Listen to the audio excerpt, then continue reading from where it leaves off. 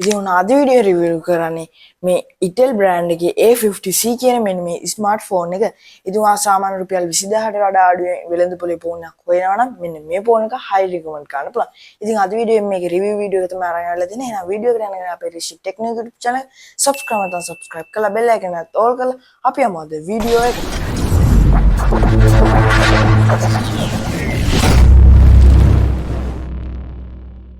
ඔයාලට මේක ස්ක්‍රීන් එක බලා ගන්න පුළුවන් 6.6 big screen එකක් තියෙනවා.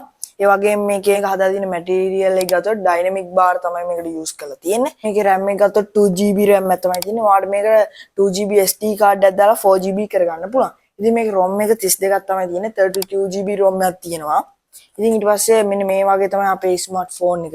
ඔයා මේක ඔරිජිනල් පර්චේස් කරනවා නම් 1 year warranty එකකුත් ඔයාලට මේකට බලා ගන්න පුළුවන්. ඔයාලට මේකට ෆ්‍රීම සිලිකන් back cover එකකුත් හම්බ වෙනවා.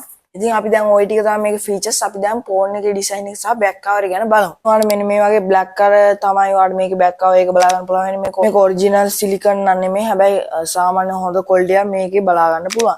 ඉතින් මේක මෙන්න මේ වගේ ඩිසයින් එකකින් තමයි ඔයාලට බලා ගන්න පුළුවන්. ඊට පස්සේ ෆෝන් එක ගැන කතා කරද්දී මේකේ ෆෝන් එකේ කැමරා බම්ප් එක ඇවිල්ලා තියෙන්නේ සාමාන්‍යයෙන් 13 එක කැමරා බම්ප් එක වගේ.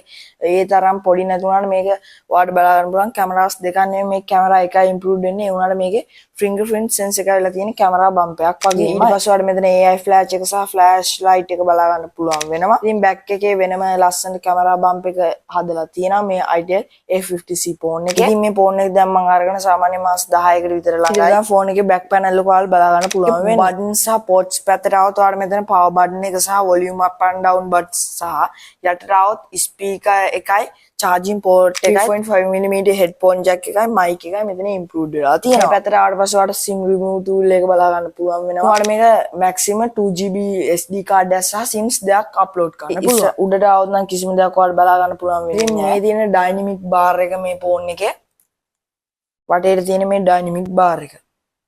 display එක පැත්තට આવුත් 6.6 big screen එකක් තියෙනවා. ඔයාලට මෙතන ඉස්සරහා megapixel 8ක selfie cam එකක් සහ මේ පැත්තේ back cam එකකුත් තියෙනවා megapixel 8ක. මේ cameras දෙක megapixel 8ක තමයි include වෙන්නේ. ඉතින් මේ ගානට මේකේ තියෙන features ගත්තොත් face unlock සහ fingerprint pattern ඕනම එකක් මේක use කරන්න පුළුවන්.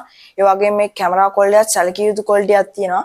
අපි දැන් check කරමු මේ camera quality එක. ඔය වගේ camera quality එකක් තමයි ඔයාලට මේක improved වෙලා තියෙන්නේ. megapixel 8ක camera මෙන්න මේ වගේ output එක තමයි තියෙන්නේ. අද වීඩියෝ එකෙන් කතා කරන්නේ මේ Itel A50C කියන ෆෝන් එකේ review එක. එහෙනම් අද වීඩියෝ එකේ රිෂි ටෙක්නිකල් YouTube channel මම කියන රිෂි ටෙක්නිකල් YouTube channel එක subscribe කරලා bell icon එකත් all දාලා අද වීඩියෝ එක හොඳයි කියලා like එකක් දාලා ඔයාගේ අදහස් පළයන් comment කරා යන්න. අද වීඩියෝ එකෙන් මම කියන හැමෝටම ජය වේවා.